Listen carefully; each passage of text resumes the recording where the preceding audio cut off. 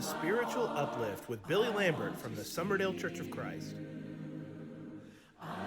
Today we want to look at a man that was dealt some pretty crushing blows in his life. And that man is Job. And look at Job in Job chapter 1 verse 3. We learn, well, let's look at 1 through 3.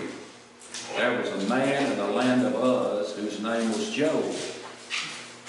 And that man was perfect and upright and one that feared God and eschewed, or that is, shunned evil.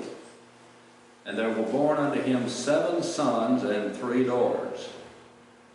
His substance also was 7,000 sheep, 3,000 camels, 500 yoke of oxen, 500 donkeys, and a very great household. So the man was the greatest of all the men of the East.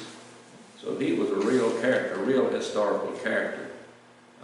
Most people, most Bible scholars, one of whom I am not, are of the opinion that Job is the oldest book in the Bible. That it was written before even some of the others that we might consider first. But he was dealt a lot of blows in his life. He lived in the land of Uz, and Uz was southeast of Palestine down near the Dead Sea. And that's a pretty, not a very, around the Dead Sea is a pretty desolate place. But no one has ever questioned Job's character. Think about all the things that the text says about him in verse 1. He was upright. What would that suggest? It says he was perfect and upright. A man is upright, or a woman is upright. What does that say about them? Don't worry about the camera being on. We'll edit you out if you want to. This is just for truthful, honest, upright. God-fearing. A person is upright, they're honest, they're truthful, they're just, we say, upstanding citizen. Well, they're contributing to society. And then it says that he was feared God. Solomon said, that's the whole purpose of living, is to fear God and respect Him. And he shunned evil. And that's not always an easy thing to do for any of us, to shun evil. But he's a man that was able to do that. And he was a benevolent-minded man. I want you to notice in Job 29:12 it says that I delivered the poor that cried and the fatherless. He was concerned about people that were without, people that didn't have much. He called them the poor and the little children that were without father or mother. They may have had a mother, but they were fatherless.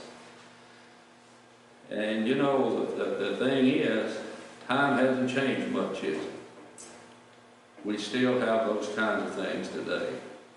And then on top of that, Job was wealthy.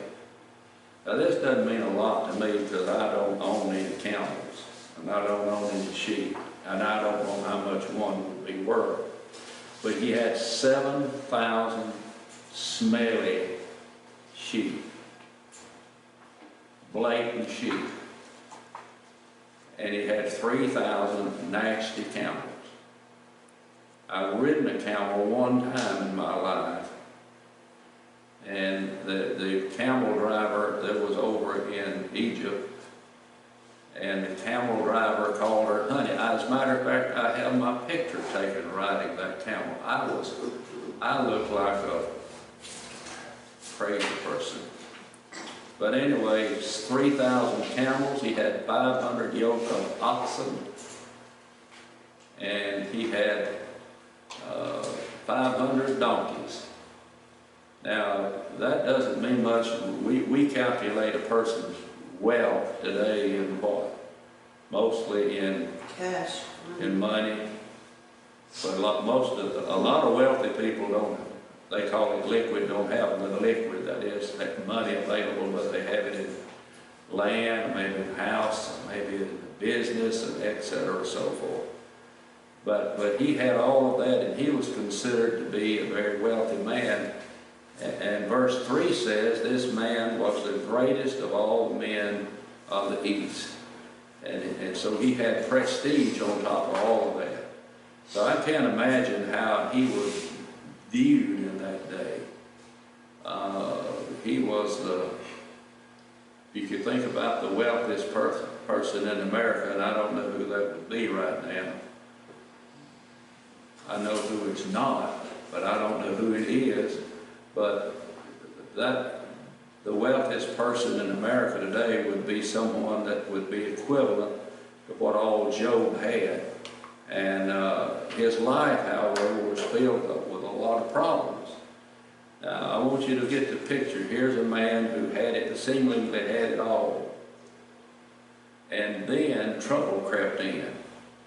That tells you that none of us is exempt from it.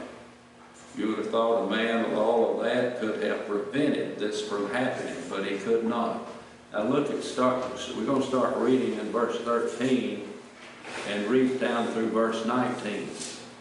And there was a day when his sons and daughters were eating and drinking wine in their eldest brother's house. And there came a messenger unto Job and said, the oxen were plowing, and the asses feeding beside them. And the Sabaeans fell upon them and took them away. Yet they have slain the servants with the edge of the sword. And I only escaped alone to tell you. While he was yet speaking, there came another and said, the fire of God is fallen from heaven, and has burned up the sheep, the servants, and consumed them. And I only escaped alone to tell you. While he was yet speaking, there came also another, and the Chaldeans made out 3 bands, fell upon the camels, and carried them away, and slain the servants with the edge of the sword. And I only have escaped to tell you. And while he was yet speaking, there came another and said, that your sons and daughters were eating and drinking wine in the eldest brother's house. Behold, there came a great wind from the wilderness, and smote the 4 corners of the house, and it fell upon the young men, and they are dead. And I'm only escaped alone to tell you.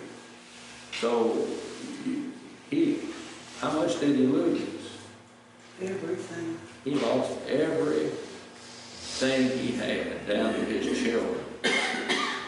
So God allowed Satan to stretch forth his hand, only Satan was not allowed to do one thing. You remember what that was? Murder. You cannot do what? Take his life. You can't take his life, but you can test him. And Job lost it all, and can you imagine losing all your children? I can imagine losing one.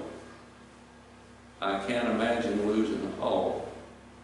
Now, there are families that have had that happen to them, and my heart just bleeds for them. But he lost it all. And this was a crushing blow, heart-rending blow. You talk about tearing him up, but he was torn up over all of this. We hope you've been encouraged by this broadcast today and you'll share it with others. Also, if you want to hear more lessons from Billy Lambert, check out the Getting to Know Your Bible podcasts. More information is available on our website at www.gettingtoknowyourbible.com. Check us out also at www.summerdalechurch.org to be able to learn more about the congregation here in the Summerdale, Alabama area. And also, you're welcome to sign up for the free Bible correspondence course that's available at the Getting to Know Your Bible website. Thanks for tuning in, and we'll see you again next time on Spiritual Uplift.